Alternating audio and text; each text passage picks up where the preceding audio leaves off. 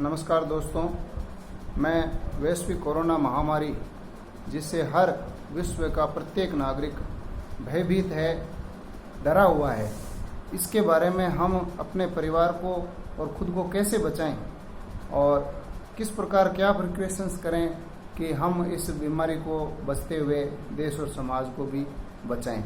मैं यहाँ सरकारी अस्पताल में कोविड टेस्ट सेंटर है उसका प्रभारी हूँ। मैं कुशाल सिंह राठौड़ हूँ।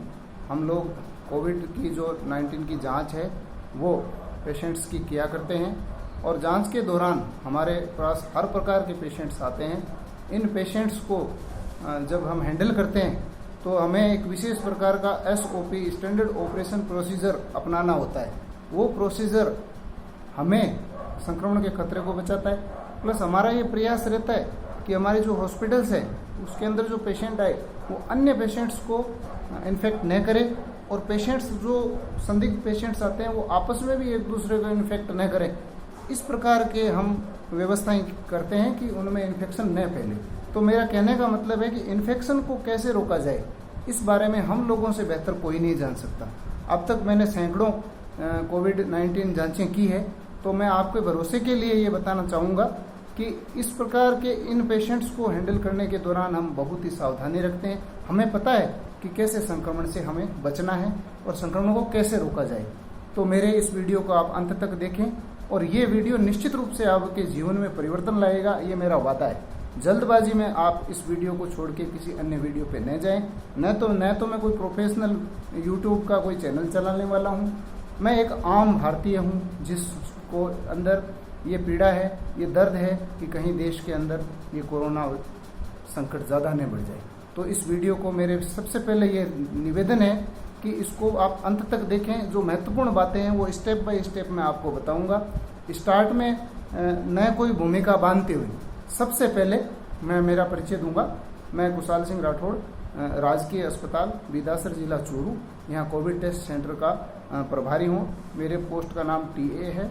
हम लोग कोविड-19 की जांच करते हैं और वो सैंपल्स हम मेडिकल कॉलेज में प्रोसीजर के लिए भेजते हैं। तो इस दौरान हमारे पास खतरनाक से खतरनाक संक्रमित रोगी भी आते हैं और हम इनको हैंडल करते हैं। साथ ही मैं RRT टीम के सदस्य के रूप में भी मैंने सैकड़ों लोगों के बीच में इस कोरोना से संबंधित संदिग्ध जो बीमारी के रोगी थे उनको बताने के लिए हम बार बार गए हैं। हमें बिल्कुल भय नहीं लगता क्योंकि हमें वो तरीके पता है जिन तरीकों से बचा जा सकता है। तो ये वीडियो बनाने का मकसद मेरा यही है कि जो लोग अभी प्रवासी लोग आ रहे हैं, जो आने की सोच रहे हैं, जो गाँव में आ रहे हैं, जो जिनके गाँव बिल्कुल सेफ है अभी तक और वो महानगरों के अंदर इस बीमारी के भय से, लॉकडाउन से, इन सब बातों से डरे हुए हैं और वो किसी न किसी माध्यम से अपने गांव पहुंचना चाहते हैं, अपने स्वर्ग से आशियानों की ओर आना चाहते हैं। तो मैं आपसे पुनः हाथ जोड़कर ये कहता हूं कि आप जो है जिस खतरनाक जगह से आते हैं उस प्रकार की जगह अपने गाँव को मत बनाएं। अपना गाँव सुरक्षित रहे। आपके आने से गाँववासियों को बिल्कुल ही तकलीफ न हो, बिल्कुल ही वो पीड़ा में न हो। उनका गांव पहले सुरक्षित था और आपके आने के बाद भी हो। तो आप ऐसा प्रयास करें कि जो कोरोना से संबंधित जो वायरस है वो आपको संक्रमित न करे। सबसे पहले जब आने का आपने प्लान बनाया है तो आप सरकारी नियमों का पालना करते हुए, परमिशन लेते हुए वहां से चलें। ऐसा नहीं है कि जब जची तब ही हम चल पड़े, ऐसे हमारा सफर खतरनाक हो जाता है। सरकारी रूल्स एंड रेगुलेशंस का वायलेशंस होता है। निश्चित परमिट आप लेंगे। सफर के दौरान आप पहले से तय कर लें कि आपके पास खाने पीने की सामग्री हो। आप सफर के दौरान आपके पास कम से कम 2 मास्क हो, सैनिटाइजर आपके पास हो, साबुन हो और हो सके तो सफर के दौरान लंबा सफर है तो आपको बदलने के लिए कपड़े भी आपके पास हो। मैं फिर से कहना चाहता हूं, आप सरकार की अनुमति लेकर के ही अधिकृत वाहनों में यात्रा करें। बिना अनुमति के ट्रकों में या अन्य कंटेनर्स के अंदर आप दुबक के, चिपक के, छुप के आ रहे हैं, ये आपके लिए खतरनाक है। इसमें कानून का उल्लंघन है और कानून के उल्लंघन के साथ आपने देखा होगा अभी 2 ट्रकों के एक्सीडेंट्स में दर्जनों लोग मारे गए थे। ट्रक कोई मतलब पैसेंजर्स की यात्रा का कोई साधन नहीं है, वो माल वाहक वाहन है, उसमें यात्रा न करें। और आपको यदि परमिट मिल गया है और आपको एक जगह से दूसरी जगह आना है तो सफ़र के दौरान आपके पास कम से कम 2 मास्क होने चाहिए। सैनिटाइजर होना चाहिए, साबुन होना चाहिए, पीने के पानी की व्यवस्था हो, भोजन की हो। ये जो चीज़ें होती है ये ज़रूरी है। सफ़र के दौरान आप हर 6 घंटे में 8 घंटे में उस साबुन से उस मास्क को धोएंगे, ठीक है, उसको धोएंगे, सेकंड नया मास्क है वो लगाएंगे। सैनिटाइजर से हर 4-5 घंटों में अपना हाथ सैनिटाइज करेंगे। सैनिटाइजर नए हो तो साधारण सी कोई भी साबुन हो उससे आप अपने हाथों को धोते रहेंगे। यदि खुली बांह का शर्ट है तो आप पूरा हाथ धोएंगे। सिर के बाल छोटे होना अनिवार्य है। बालों के अंदर जब आपके बड़े बाल हैं तो उनमें वायरस चिपक सकता है। शेव आपकी करी हुई होनी चाहिए।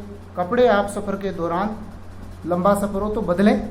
दूसरे जो कपड़े हैं उनको खुले में लोगों के सामने जो है उनको न सुखाएं, उनको पैक करें। जैसे ही आप गांव में आते हैं सबसे पहले आप प्रशासन को सूचना दें। प्रशासन को सूचना देने के बाद में आपकी हॉस्पिटल की टीम है वो स्क्रीनिंग करती है। मैंने देखा है लोग बिना सूचना के चल के आते हैं, सफ़र में परेशान होकर के आते हैं। लंबा 1 दिन का सफ़र है वो 10-10 दिन का हो जाता है। तो इस प्रकार हमें नहीं करना हो। हम आएंगे, हमारी स्क्रीनिंग होगी हॉस्पिटल में और हॉस्पिटल की मेडिकल टीम है वो तय करेगी कि आपको स्टेट क्वारंटीन करना है अथवा होम आइसोलेट करना है। कुछ पैरामीटर्स है जो हम डॉक्टर्स लोगों को पता होता है कि किसको किस स्थिति में क्या करना चाहिए। तो मान लो स्टेट क्वारंटीन है तब तो आप अपने घर से, परिवार से अलग हैं, सेफ हैं, सरकार के दिशा निर्देशों के अनुरूप हैं, वो मामला अलग है। लेकिन यदि मेडिकल टीम आपको होम आइसोलेट करती है तब आपकी जिम्मेदारी बढ़ जाती है। उस समय पूरे देश के जो स्वास्थ्य है उसको बनाए रखने में आपका एक अहम योगदान होता है। साथ ही सबसे पहले आपके परिवार को जो है खतरा उत्पन्न होता है यदि आप संक्रमित हैं, क्योंकि जो स्क्रीनिंग जो हो रही है उसमें सब कुछ पता नहीं लगता है। उसमें कुछ पैरामीटर्स होते हैं, कुछ सिम्टम्स होते हैं, लेकिन कोरोना वायरस चूंकि अभी सिम्टम्स भी प्रकट नहीं कर रहा है, साधारण सा आदमी, दिखने वाला आदमी भी कोरोना से संक्रमित निकल रहे हैं, तो ऐसी परिस्थिति में भरोसा नहीं किया जा सकता। तो आपको यदि सरकारी टीम ने ये कहा है कि आप होम आइसोलेट रहेंगे तो इसका मतलब आइसोलेट का मतलब आप पूरी तरह अलग रहेंगे, यानी उनसे फिजिकल डिस्टेंस बनाए रखेंगे। अब अलग रहेंगे तो इसके अलग अलग मायने मैं आपको इसमें विस्तार से बताऊंगा। तो यदि आपको होम आइसोलेट किया जाता है तो आपको हॉस्पिटल से जाने से पूर्व जो आपके परिवारजन हैं, सदस्य हैं, वो यदि आपको वो लेने आते हैं तो उनके पास कोई ऐसा बोरा होना चाहिए प्लास्टिक का, पॉलीथीन का, जिसमें आपका जो सामान है, बैग है, जैसे 1-2 बैग है, वो बैग उसमें डाल लें। खुले में आप ले जाके घर में उनको न रखें। उसमें पॉलीथीन के पॉलीपैक्स के अंदर अपने बैग जो आप साथ में लेके आए हैं वो बैग्स उसके अंदर पैक कर लें। साथ ही यदि आपको कोई बाइक पे लेने आता है उसके मास्क को, आपके मास्क को, और उस बाइक पर वैसे दूरी नहीं बनी रहती है तो बाइक तो उचित नहीं है। अन्य कोई जो ट्रांसपोर्ट का साधन है उससे हमें जाना चाहिए, या नज़दीक है तो हम पैदल जा सकते हैं। अब आपने अपने बैग्स को कर लिया चेंज, कपड़े आपको चेंज करने चाहिए। घर जा रहे हो तो उस जो कपड़े आप सफ़र के दौरान आए हो उन्हीं कपड़ों में यदि घर जाते हो तो घर के प्रवेश के साथ ही वो कपड़े पे चिपके हुए वायरस जा सकते हैं। तो आपको क्या करना है, आपको अपने बैग के अंदर, वैसे मैंने कहा था कि आपको 2-3 जोड़ी कपड़े आपके पास होने चाहिए। तो जो नए कपड़े हैं, जो साफ कपड़े हैं, जो धो रखे कपड़े हैं वो पहनो, ठीक है। और जो बैग है, जो पुराने कपड़े हैं वो सभी पैक होने चाहिए, पॉलीथीन में पैक हो जाने चाहिए घर में जाने से पहले। खुले में जाके घर में नहीं रखना है। और घर के सदस्यों को भी कुछ तैयारियां करनी होती है। अब आपको घर के बाहर, जैसे हमारे यहाँ बाहर जैसे स्नान करते हैं तो आपको घर के बाहर, घर के जो मेन बाथरूम है उसको इस्तेमाल नहीं करना है। सबसे पहले घर के बाहर हो सके तो सेपरेट बाथरूम, वहाँ आपको नहाना है, नए कपड़े पहनना है। अब आती है आपके रहने की, तो आपका कमरा अलग होना चाहिए। आपके कमरे के अंदर दूसरे लोगों को बिल्कुल भी एंट्री नहीं होनी चाहिए। पूरी तरह आप आइसोलेट रहेंगे। जिस प्रकार आप देख रहे हैं मैं अकेला बैठा हूँ इस रूम में, उसी प्रकार उस कमरे में आपको अकेले होना चाहिए। घर वाले सदस्य जो हैं, आपके आने से पूर्व, चूंकि फोन के माध्यम से उनको सूचना मिल चुकी होती है, इसलिए घर वाले सदस्यों की ये जिम्मेदारी बनती है कि वो आपके आने से पूर्व कुछ तैयारियां करें। आपके लिए अलग कमरा तैयार करें। सबसे पहले उस कमरे के अंदर आपके बिस्तर हो, आपके चेयर हो, आपके लिए पानी की व्यवस्था हो, आपके लिए जो ज़रूरी सामान है, आपके टूथपेस्ट नहीं है, ब्रश नहीं है, चप्पल नहीं है, ये सब चीज़ें पहले से ही होम आइसोलेशन से पूर्व घर के सदस्यों को सूचित कर दीजिएगा कि ये चीज़ें हमें चाहिए, कि वो ऑलरेडी उसको सेट रखे और कमरे में अच्छी तरह साफ सफाई करके आपके प्रवेश से पूर्व उसको रखें। अब आप कमरे के अंदर अकेले रहेंगे और देखा जाता है कि आप जैसे ही घर में एंट्री करते हैं, मैंने बैग का और कपड़ों का तो आपको बता दिया, लेकिन छोटे बच्चे हैं वो आके आपसे लिपट जाते हैं, क्योंकि आप काफ़ी दिनों से उनके जो है पास आए हैं, तो छोटे बच्चे अक्सर लिपट जाते हैं और आपके हाथ से जेब से मोबाइल छीन लेते हैं। दोस्तों, ये सबसे खतरनाक स्थिति होती है। हम अपने मोबाइल को सबसे ज़्यादा हाथ लगाते हैं, सबसे ज़्यादा इन्फेक्टेड होने की मोबाइल की रिस्क रहती है। इसलिए कोशिश करें कि पहले से इन्फॉर्म हो कि बच्चे आपके पास गोद में नहीं आए, आपके पास आपका मोबाइल न ले, और आपसे बच्चों को भी पहले समझा देना चाहिए, जो भी परिवारजन सदस्य हैं आने से पूर्व, कि इनसे दूरी बनाए रखनी है। फिर वही, आप बिना मास्क नहीं जाएंगे, आप नहा धो करके अपने कमरे में सेटल अकेले होंगे। अब घर के सदस्यों को उसमें जो सबसे समझदार जो व्यक्ति होता है घर में, उसको अपॉइंट कर दो कि वो आपकी जो बेसिक जो ज़रूरतें हैं, जैसे चाय है, भोजन है, नाश्ता है, ये जो करवाने के लिए एक व्यक्ति अपॉइंट हो। वो विशेष ट्रेनिंग जो इस वीडियो के माध्यम से मैं दे रहा हूँ, उसके रूल्स रेगुलेशन फाइनल करे। ऐसा नहीं है कि बच्चा भी आपको खाना देने आ रहा है और जो भी आया वो आपके रूम में आए, बिल्कुल एंट्री नहीं हो आपका रूम आपके। मैं तो ये कहता हूँ कि आपकी झाड़ू पोछा रूम में आपको खुद करना चाहिए, परिवार के सदस्य ये नहीं करें। आप अपना काम आइसोलेट होकर के करें, यानी पूर्णतः अकेले हों, किसी से कोई लिंक नहीं हो। अब एक जो सदस्य अपॉइंट है उसके खुद के मास्क होना चाहिए और ग्लव्स यदि यूज करें तो अच्छा है। आपको तय समय पर जो भी आपकी चाय नाश्ता भोजन है वो दूरी से ही आपके रूम से बाहर से ही नॉक करके बता दे कि आपका नाश्ता रख दिया गया है, आपकी चाय रख दी गई है। आप उस चाय को लें, आप अपना भोजन करें और अपने जो स्वयं के बर्तन हैं वो पहले से ही घर वाले रख दें। ये नहीं है कि दिन आपके खाने के और के बर्तन बार बार बदल के लाए, नहीं। आपका जो आइसोलेट का मतलब आपका पूरा ही सिस्टम अलग हो, तो खाने के बर्तन आपके अलग हैं, आप जो बर्तन धोने की साबुन है वो सेपरेट रखें, आपके बर्तन खुद धोएं, अपना झाड़ू वगैरह कमरे का खुद निकालें और घर के सदस्यों के साथ बिल्कुल भी मिक्स नहीं हो। फॉर सपोज मैं मुंबई से आया हूँ, मान लो हॉटस्पॉट एरिया है, मुंबई है, सूरत है, मैं प्रवासी हूँ, मैं आ गया। अब मेरी पूरी जिम्मेदारी है, मैं पूरे सफर के दौरान सोचता हूँ कि मैं परिवार से अकेला रहूंगा, मैं परिवार के साथ मिक्स नहीं होऊंगा, मैं सरकार के सिस्टम में रहूंगा। लेकिन जैसे ही गांव में आते हो आप भूल जाते हो, आप सभी बातें भूल जाते हो, क्योंकि आप अपने आप को स्वस्थ दिख रहे होते हैं, क्योंकि ये वायरस अलग टाइप का है। अब तक ऐसा कभी नहीं हुआ कि मतलब ये इतना खतरनाक रूप हो। तो आप नॉर्मल होते हुए भी परिवार के सभी सदस्यों को इन्फेक्ट कर सकते हो। सोचो, हमने कल जांच करी, परसों जांच करी, उनमें पॉजिटिव भी आए हैं लोग हमारे, लेकिन हमें तो खौफ नहीं है।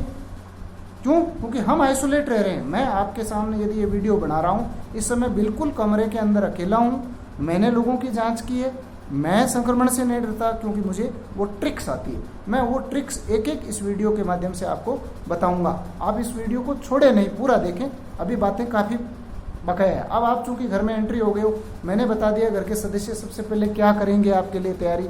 अब आपकी जिम्मेदारी है कि आप आने वाले 28 दिन तक यहीं आइसोलेट रहेंगे। निश्चित करें कि मेडिकल टीम ने आपके गेट के बाहर लगा दिया है पर्चा कि आप आइसोलेट रहें। इससे मोहल्ले वालों को सबको पता लग जाता है कि ये प्रवासी व्यक्ति आए हैं, इनसे अनावश्यक हमें नहीं मिलना है, इन्हें अपना समय पूरा कर देना है। दोस्तों, ये वायरस कई बार ऐसा है कि मोस्टली तो 14-15 दिन तक ऐसा लक्षण प्रकट करता है, लेकिन केरल में ऐसा पाया गया था कि एक रोगी 26 दिन बाद भी पॉजिटिव आ गया, 26वें दिन जांच में पॉजिटिव आ गया। सोचो, तो आपको बिल्कुल 28 दिन की सरकारी जो गाइडलाइन है उसकी पालना करनी है, और 28 दिनों के बाद में आपके नोटिस पे डेट होती है कि आपको कब तक रहना है।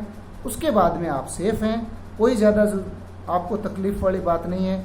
आप प्रवास के दौरान, जब लॉकडाउन के दौरान अन्य शहरों में रह रहे थे, उससे तो बढ़िया है, घर में परिवार में हो, आपको घर का भोजन मिल रहा है। अच्छा, परिवार के सदस्य इनको गर्म भोजन दें, अदरक, तुलसी, गिलोय, इनका गिलोय का रस, तुलसी के पत्ते, ये आप चबा सकते हैं आगे के दांतों से। अदरक वाली चाय है, नींबू है, नींबू की शिकंजी है, नींबू का रस है, विटामिन सी है, आंवला है। ये चीज़ें घर के सदस्य आपको उपलब्ध कराएं, ये आपकी इम्यूनिटी बढ़ाती है। गिलोय हर जगह मिलती है, हर गांव में मिलती है। उसका आप जूस जो है, लकड़ी होती है उसकी डंठल, उसको काट करके और आप मिक्सी के अंदर उसका जूस बना के कपड़े से छान के, वो खारा तो होता है लेकिन जीवन बचाता है, प्रतिरोधक क्षमता उसमें पाई गई है। तो आप ये गिलोय का जूस पिए, 2 दिन से पिए, 1 दिन से पिए, डेली पिए। शहद का प्रयोग करें, ये आपकी इम्यूनिटी बढ़ाती है। और घबराए नहीं, ये सबसे पहले मैं कह देता हूँ, कोरोना है वो काले नाग की तरह है, उसका भय होता है लेकिन उसका इलाज, जिस प्रकार नाग के खाने का भी इलाज है, इस प्रकार कोरोना से हर व्यक्ति की मौत नहीं होती है। 2-3% जो लोग हैं उनके आंकड़े अभी तक आए हैं कि साहब उनकी डेथ होती है, बाकी 98-99% लोग ठीक हो जाते हैं। तो आप पॉजिटिव विचार बनाए रखें, लेकिन चूंकि भरोसा नहीं है सफ़र के दौरान या आपके उस शहर में कहाँ आपको कोई इन्फेक्शन लग जाए, इसलिए ये सेफ गार्ड प्रिकॉशंस रखनी है। मित्रों, मैं इस वीडियो के माध्यम से बता दूं कि मैं पिछले 2 महीनों से, यानी जब से 22 मार्च हुई है तब से आइसोलेशन का पालना कर रहा हूँ, तब से कर रहा हूँ। 2 महीने हो गए और अब जब तक ये रहेगी मैं आइसोलेट हूँ। आपको तो 28 दिन ही रहना है। कितना रहना है? मात्र 28 दिन। आपके अब सेपरेट हैं, लेकिन हमसे प्रेरणा लीजिए, हम कितने रिस्क में काम कर रहे हैं, हम मेडिकल टीम के लोग कितना काम कर रहे हैं, लेकिन आप हमारी मानेंगे तो आपके फ़ायदा है। अब मैं आगे बता रहा हूँ कि आपको आइसोलेट का मतलब ये है। दूसरा, यदि हो सके तो आपका बाथरूम अलग हो, ठीक है, आपका टॉयलेट अलग हो, यदि हो सके तो बेहतर तो वही रहता है, क्योंकि उसमें भी आप कुछ समय गुजारते हैं। और आपके मुंह पे मास्क अनिवार्य रूप से हो, टॉयलेट जाते हैं उस दौरान भी आपके मास्क अनिवार्य रूप से हो। आपके हाथ सैनिटाइज होते रहने चाहिए, साबुन से धोते रहने चाहिए। जिन हैंडल्स को आप पकड़ रहे हो, जिस मेन गेट पे आप हैंडल्स को पकड़ रहे हो, उन हैंडल्स को सैनिटाइज से साफ करें या साबुन के घोल से साफ करें। उन पे बच्चों के हाथ नहीं लगने चाहिए। घर के जो शेष सदस्य हैं उनकी जिम्मेदारी है कि छोटे बच्चों को, अन्य सदस्यों को समझाएं कि इनको आइसोलेशन का जो है अपना टाइम पूरा करने दें। अब लोग गलती फिर क्या कर रहे हैं, जो लोग आए हैं प्रवासी, मैंने देखा है वो बाहर घूम रहे हैं, लोगों से बातें कर रहे हैं, गले मिल रहे हैं, घंटों गपशप कर रहे हैं। बाजार जाते हैं तो बाजार के अंदर वो सब्जी की दुकान पे भीड़ कर रहे हैं। ये गलत है, ये बिल्कुल ही गलत है। सब्जी वाले को सरकार ने विशेष परमिशन के तहत, दुकान वाले को विशेष परमिशन के तहत उनको ये व्यापार करने की छूट दे रखी है। उनको मास्क का प्रयोग करना चाहिए दुकानदार को। यदि कोई दुकानदार मास्क का प्रयोग नहीं कर रहा है तो आप सतर्क ग्राहक के नाते उसको टोक सकते हैं, उसकी शिकायत कर सकते हैं, क्योंकि वो इन्फेक्टेड है और आप उससे सब्जी खरीद रहे हैं, आप उसकी दुकान पे सामान खरीद रहे हैं, तो निश्चित रूप से उसके पास कितने लोग आए हैं उसको मना करें। जो अन्य जो जनता जो आइसोलेट नहीं है, जो बाजार में जाती है, उसके लिए मैं इस वीडियो के माध्यम से कहता हूं कि दुकान से कम 6 फीट और उससे ज़्यादा दूरी रखें। सामान को अपने हाथों से छांटने की कोशिश न करें। दुकानदार सैनिटाइजर का प्रयोग करते हुए अपना हाथ जो है बार बार सैनिटाइज करे, बार बार धोए, ग्राहक भी धोए, और सब्जी की दुकान पर सब्जी छांटने की कोशिश बिल्कुल ना करें। ये मेरी रिक्वेस्ट है सभी लोगों से, क्योंकि उस सब्जी को हो सकता है कोई संक्रमित व्यक्ति भी, टमाटर है, भिंडी है, उनको अपने हाथ से जो है छांट करके गया हो, तो ऐसे खतरे हमें नहीं लेने चाहिए। एक सच्चे भारतीय की तरह हमें अब फर्ज निभाने का वक्त है। दुकान पे जाएं, दूरी बनाए रखें, डिस्टेंस बनाए रखें। सभी दुकानदार भाइयों से मैं अपील करता हूं कि ग्राहक को साफ साफ कह दें कि वो दुकान के अंदर प्रवेश ना करे, खुद सामान छांटने की कोशिश ना करे। ये जो प्रयास है ये हमें बचाते हैं। भीड़ भाड़ वाले स्थानों पे आप कम से कम जाएं। मैंने आपको पूरी होम आइसोलेशन की बताई, सैनिटाइजर का यूज करना बताया, सफर के दौरान आपको क्या करना है, कैसे सरकारी मशीनरी को आप रिपोर्ट करना है। और यदि आपको होम आइसोलेशन के दौरान एक बात और बताना चाहूँगा, यदि आपको ऐसा लगता है कि मुझे बुखार है या खांसी है सूखी, या लास्ट में सांस लेने में कोई तकलीफ है, तो आपको 1075 इस पे कॉल करना है और मेडिकल टीम के नंबर आपके पास होने चाहिए। आप उन्हें कह सकते हैं समय समय पर, उन्हें कह सकते हैं कि आइए हमारे स्वास्थ्य परीक्षण करिए। वो निश्चित रूप से आपका स्वास्थ्य परीक्षण करेंगे। हमारे डॉक्टर्स की टीम, हमारी मेडिकल की टीम पूरी डेडिकेशन से लगी हुई है पूरे देश भर में। लेकिन यदि देशवासियों ने नियमों का, एडवाइजरी का पालन नहीं किया और पेशेंट बढ़ गए, तो हमारी भी कैपेसिटी है, सरकार की भी कैपेसिटी है। सरकार अपने सभी रेवेन्यू सोर्स लगभग सरकार के कम हो गए हैं या शून्य हो गए कुछ रेवेन्यू सोर्स थी, उसके बावजूद भी भारत सरकार और राज्य सरकारें अपने स्तर पे जी जान से जुटी हुई है। सभी अधिकारी, सभी कर्मचारी जी जान से जुटे हुए हैं। मैं सैल्यूट करता हूँ हमारे पुलिस भाइयों का, पुलिस फोर्स का को, कि वो 24 आवर्स अलर्ट है देश की कानून व्यवस्था बनाने में। समाज के साथ जो है सिम्पैथी है उनकी, कुछ ऐसे अनुकरणीय काम उन्होंने किए हैं, तो मैं उनको सैल्यूट करता हूं, पुलिस फोर्स को भी और हमारी मेडिकल टीम की, हमारे डॉक्टर्स की, कि वो अपनी जान की परवाह किए बिना आप लोगों के स्वास्थ्य के लिए लड़ रहे हैं। तो आप लोगों को छोटी मोटी जो ये बातें हैं, ये कोई ज़्यादा कठिन नहीं है। आइसोलेशन, होम आइसोलेशन क्या है कठिन है? अलग रहना है, बिल्कुल रहना है। यदि बाहर निकलोगे सबसे पहले आपका परिवार इन्फेक्ट होगा कि नहीं होगा? आपका परिवार होगा, आपके बच्चे होंगे। तो मेरे इस वीडियो को आप सेव कर लें और इसको शेयर करें। मैं चाहता हूं कि इस देश से जल्द कोरोना की समस्या मिट जाए। मेरे वीडियो को आप शेयर करें, लिंक दें। मैं आज काफ़ी दिनों से सोच रहा था कि ये वीडियो बनाऊं, आम आदमी इसको देखे, जो आइसोलेट हो चुके हैं वो देखे, जो होम आइसोलेट और जो सफ़र में हैं, जो आएंगे वो लोग देखें और इस वीडियो की सार्थकता हो। तो इसके माध्यम से मैंने आपको कुछ बातें बताई है और आपको बार बार दूरी बनाने की बात कहता हूँ। चाहे किसी की अंतिम यात्रा हो, चाहे कोई शादी समारोह करे, इसमें जो सरकार के जो चुनिंदा व्यक्ति की अनुमति दी है वो ही व्यक्ति हो। कहीं बच्चे गली में खेल रहे हैं, मोहल्ले में खेल रहे हैं, उनको टोकें, आप उसको मना करें, एक बार करें, दूसरी बार नहीं आएंगे, नहीं तो पुलिस फोर्स की मदद लीजिए। ये बच्चे भोले हैं, इनको पता नहीं है, आपकी जिम्मेदारी है, क्यों खेलने दे रहे हो इनको क्रिकेट? मैंने देखा है आज, उनको मैंने रोका, वो चले गए। बिल्कुल ये समय सावधानी का, सतर्कता का, बरतने का है। अभी चिंता वाली बात यह है कि 90,000 के करीब केस हो गए, 90,000 के करीब केस हो गए हैं और लगभग 3-4 हज़ार केस रिपोर्ट हो रहे हैं। इसलिए सच्चे इंडियंस बने, सरकार के नियमों का पालन करें। सरकार अपने स्तर पर, सभी सरकारें अच्छा काम कर रही है, सभी अधिकारी अच्छा काम कर रहे हैं और जनता के सहयोग बिना उनका काम अधूरा है। तो यदि इस संबंध में और भी कोई मुझे अपडेट्स मिलेगी तो मैं आपको दूंगा। और मैं फिर से कहना चाहता हूं कि ये जो आप कोरोना वायरस को, जैसे हाथ धोने का जो मकसद समझ में नहीं आया, ये ऐसा है कि वायरस की ऊपरी जो सतह होती है ये चिकनाई की है और चिकनाई को हमेशा साबुन या डिटर्जेंट काटता है, इसलिए बार बार धोएं। जिस नल में आप जिसे ब्रश करते हैं, थूकते हैं, तो उस समय पानी चला दें और आपके वॉश बेसिन को साफ सफाई युक्त रखें। घर में डिसइंफेक्टेंट से पोंछा दें और पौष्टिक भोजन करें, पॉजिटिव सोचें और अपनी यदि धार्मिक आस्था आपकी है तो उस आस्था पर विचार करें। आप कुरान शरीफ पढ़ें, आप जो है हदीस पढ़ें, या आप हिंदू भाई हैं तो वेद पढ़ें या गीता पढ़ें, रामायण पढ़ें, पॉजिटिव एनर्जी एकत्रित करें। जो हमारी आयुर्वेदा है, जिसकी शक्ति है, उसका प्रयोग करें और उसके बाद में यदि कोई सिम्टम्स होते हैं तो सबको बताएं। प्लस एक नागरिक के जाते आपकी जिम्मेदारी है कि आपके गली मोहल्ले में जो भी कोई व्यक्ति आया है या आने वाला है